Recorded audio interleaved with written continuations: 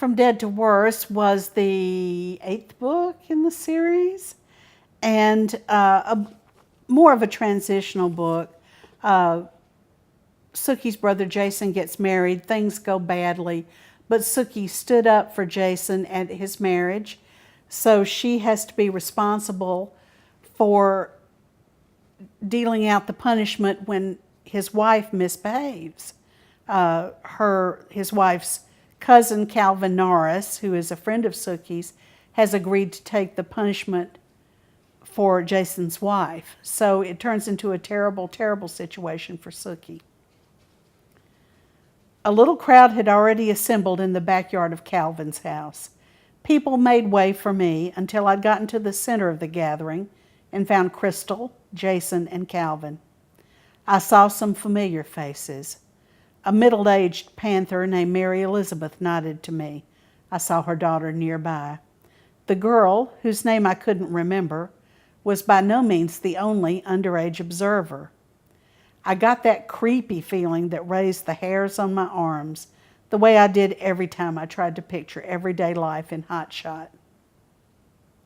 Calvin was staring down at his boots, and he didn't look up. Jason didn't meet my eyes either. Only Crystal was upright and defiant, her dark eyes catching mine, daring me to stare her down. I did dare, and after a minute she dropped her gaze to somewhere in the middle distance. Mary Elizabeth had a tattered old book in her hand, and she opened it to a page she'd marked with a torn piece of newspaper. The community seemed to still and settle. This was the purpose for which they'd assembled. We people of the Fang and Claw are here because one of us broke her vows, Mary Elizabeth read. At the marriage of Crystal and Jason, we're Panthers of this community. They each promised to remain true to their marriage vows, both in the way of the cat and in the way of the human.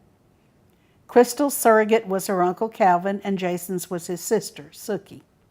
I was aware of the eyes of all the assembled community moving from Calvin to me.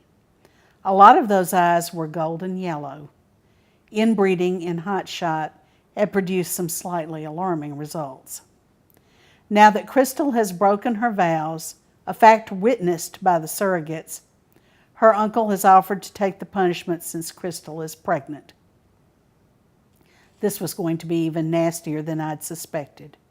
Since Calvin takes Crystal's place, Sookie, do you choose to take Jason's place? Oh, crap. I looked at Calvin and I knew my whole face was asking him if there was any way out of this.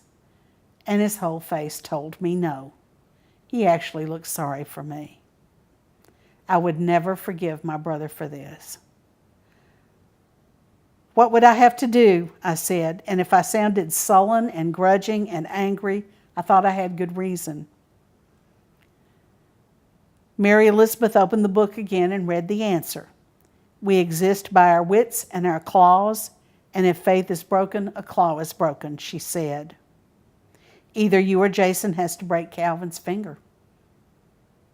In fact, since Crystal broke the faith entirely, you have to break 2 at least. More would be better. Jason gets to pick, I guess. Jason said, I didn't think it would happen this way, Sookie. If Calvin stands in for Crystal, I want Sookie to stand in for me, he told Mary Elizabeth. So be it, said Mary Elizabeth. And then Mary Elizabeth produced a brick. She held it out to me. I began to shake my head involuntarily because I felt a heavy twinge in my stomach. Looking at the red brick, I began to have an idea what this was going to cost me. Calvin leaned over to talk very close to my ear. Darling, he said, you have to do this. I accepted this when I stood up for her when she married. After I'd looked at the brick for a long minute, I said to Jason, I don't want to talk to you again, ever. I faced Crystal. I hope you enjoyed it, bitch, I said, and I turned as quick as I could and brought the brick down on Calvin's hand. And that was the climactic scene in From Dead to Worse, and a scene that marks a change in Sookie's character forever, in my opinion.